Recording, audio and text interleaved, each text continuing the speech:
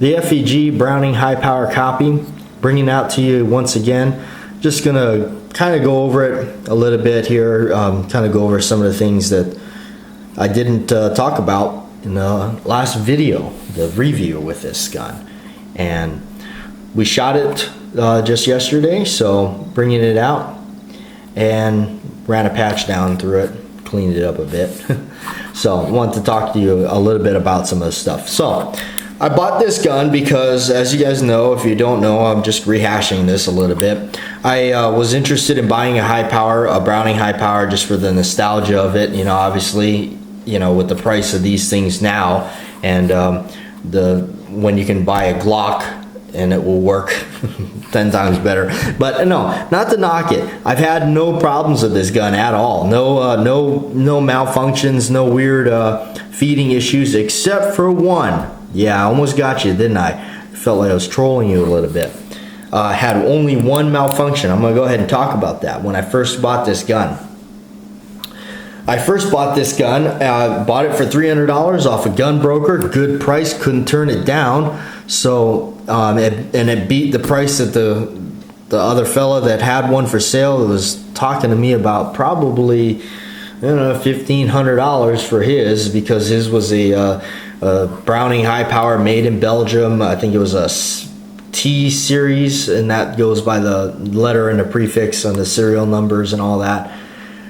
You know, it's got the walnut grips with the red backs on them, all the collectible, yada yada yada. And I knew that I wanted to shoot this gun at the range, so I went ahead and found this online. It was $300. Hey, what the heck? Now it does everything I wanted, and you know, it has the ring hammer, so it's got that classic look and everything. So, all right, let's go ahead and check and clear this gun. It is clear, and to take it down, you have the safety right here. You just move it a little bit back and lock it into place in that notch. That allows you to pop out the slide stop right here and just pull it out, let the slide down, and it comes right off.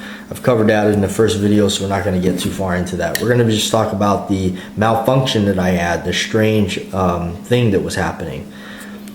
All right, the slide stop would drift out on me as I was shooting it. Could not figure out what was going on there. Last shot of the magazine, slide wouldn't lock back. So what I found out was that inside this, the way the gun's held together, the recoil spring and guide rod, if you look at that carefully, you'll see a ball bearing in there, like a detent inside there. Okay, I don't know how well you can see that, but that locks up into this notch right here on the slide stop. What I did was I found out that it wasn't honed out as deep as it should be. So I went ahead and took a Dremel with a special bit on it and honed it out a little bit more. Now, I wouldn't do this to a expensive gun, but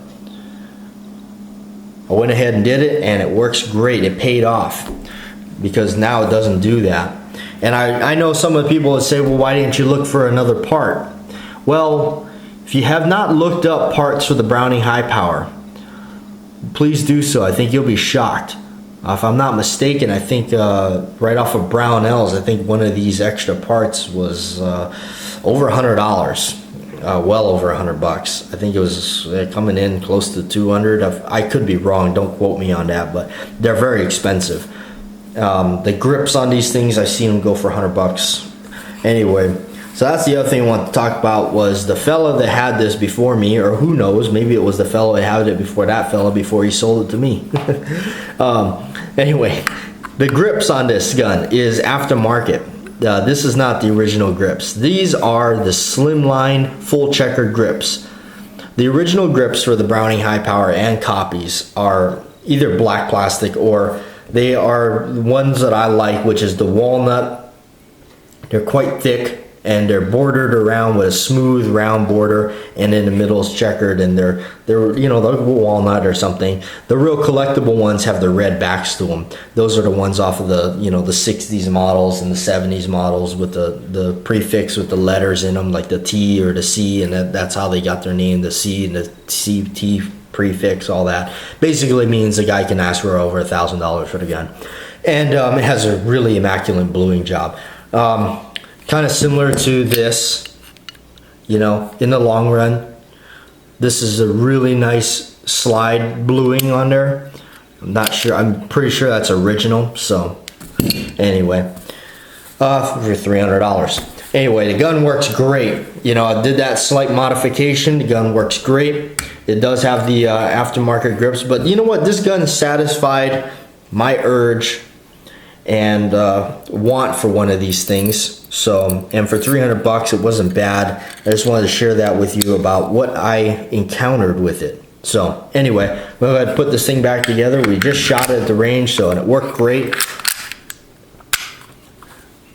See how you put that back together? Just pop the slide stuff back in there, drop that, and it works fine. 300 bucks, not bad, huh?